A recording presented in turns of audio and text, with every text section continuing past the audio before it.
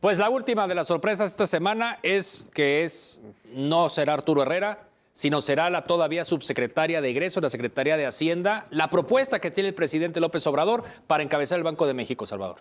Así es, deja un mal sabor de boca lo que ha trascendido en el sentido de que Herrera, sí, pues fue notificado apenas hace una semana que no iba a ir y revela Monreal que desde agosto el presidente había tomado la determinación de retirar. Exactamente.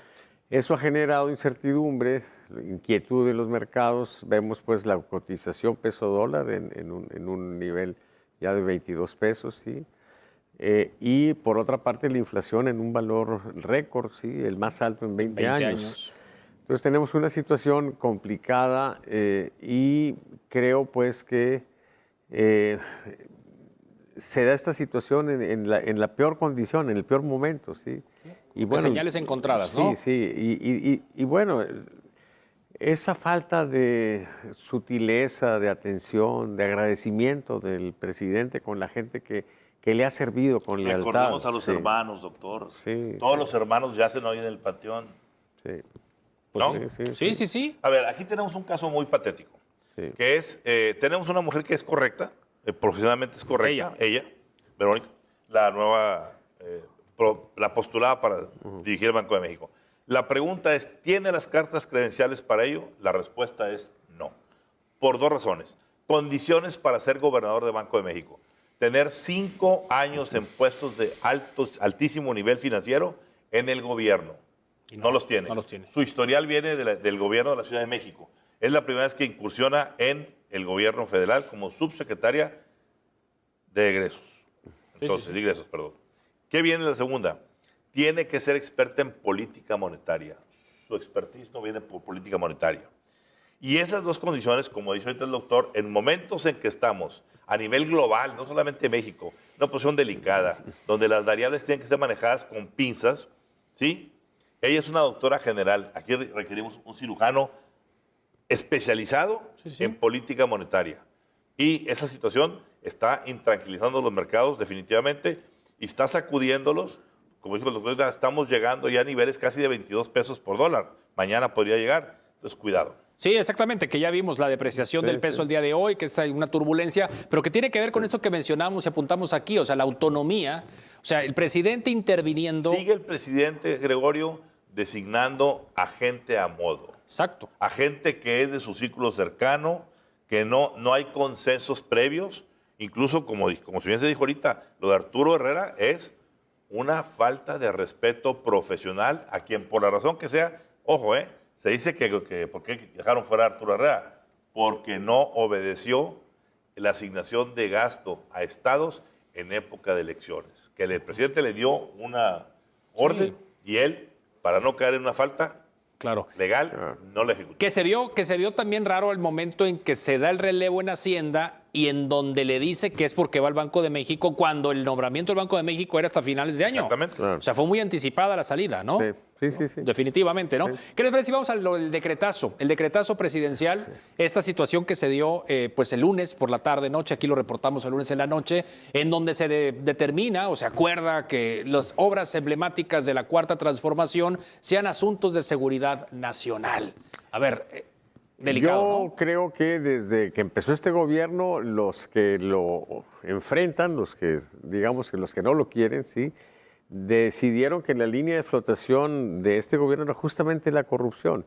Y ha habido una serie de cosas, sí, y bueno, lo de Pío, lo de Felipa, sí, y eran golondrinas que no hacían verano, pero creo que lo que se destapa y es antecedente del decretazo es una parvada, pues, porque fueron más de 700 empresas con algunas irregularidades y se han estado dosificando, y creo que ese es un escándalo. Y creo que el decreto lo que viene a hacer es un acuse de recibo de ese golpe terrible que está ahí, ¿sí? Y eso lo hace más grave. Creo que ha sido un error del presidente, sobre todo porque precisamente le da una importancia, sí, un efecto mayor a ese asunto. Y por ahí lo van a traer y creo que no lo van a soltar en lo que resta del sexenio. A ver, estamos en un golpe de autocracia presidencial, pero hay que ponerlo en contexto. primer capítulo, el general secretario Luis Crescencio ¿La Sandoval declaración que hizo? hizo una declaración en la que abiertamente, por primera vez en épocas modernas, un general se declara ya abiertamente partidista político de Cuarta la 4T. transformación. Totalmente un error. Nunca, Gregorio, he visto como periodista, en los 40 y tantos años que tengo como periodista, a la prensa unificada de izquierda y de derecha censurando a un general por hacerse partidista. A raíz de eso, viene Mexicanos contra la Corrupción, que hicieron 700 pesquisas a nivel de auditoría y encontraron, digámoslo con toda claridad, que en las obras de Santa Lucía, todas las que trae el ejército, hay una cantidad importante de empresas fantasmas, de facturaciones indebidas y, muy importante, denuncias de empresarios que hablan de que les están pidiendo los de Verde Olivo moches. Eso, por supuesto, indignó al presidente, que aduciendo un ataque de Mexicanos contra la Corrupción de Claudio X González y del exministro Cosío, dice, yo voy a sentar mis reales.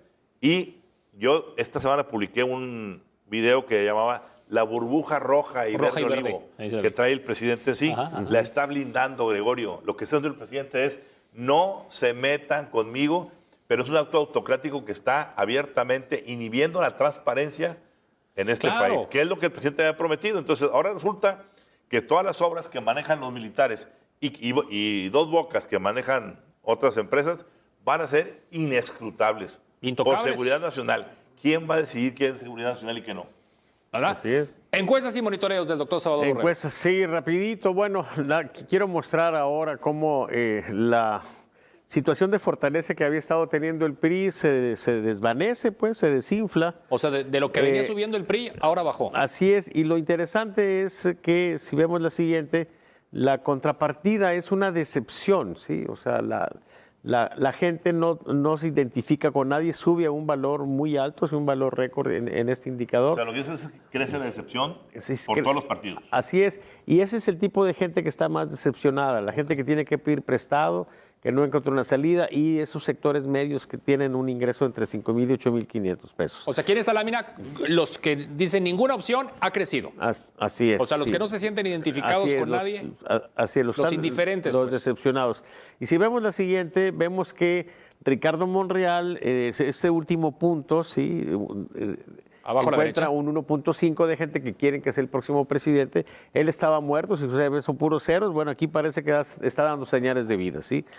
Habrá que seguirlo. Mueve la patita, sí. Y si vemos la siguiente, vemos que en el tema este de la revocación de mandato, que es un tema pues que no deja de ser importante, se sigue manifestando el despropósito de eso. 70% de los mexicanos no quieren que se vaya el presidente, solamente 15%, sí, son los que están en esa idea, y entonces, bueno, gastar ese dinero para pues un ya no va a haber ejercicio. dinero, ya se lo recortaron al INE. Gregorio, Así es. en ese 70%, el presidente está fincando el poder hacer todo lo que está haciendo. Porque fíjate, en estos últimos días tocó al Banco de México, tocó acceso a la información. INAI, fuerte. Sí, fuertísimo. Dos instituciones más que entran a la larga lista junto con el IFE, junto con la cuestión de la competitividad, etcétera. O sea, estamos llegando ahora sí al límite de decir al diablo con las instituciones.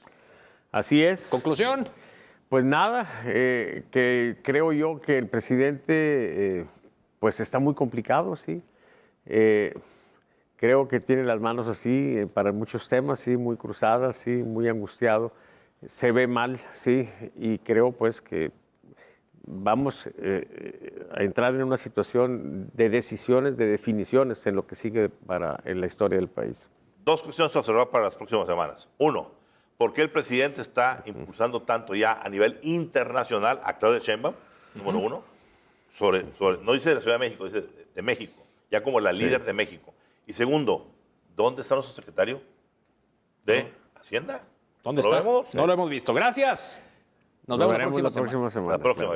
Regresamos.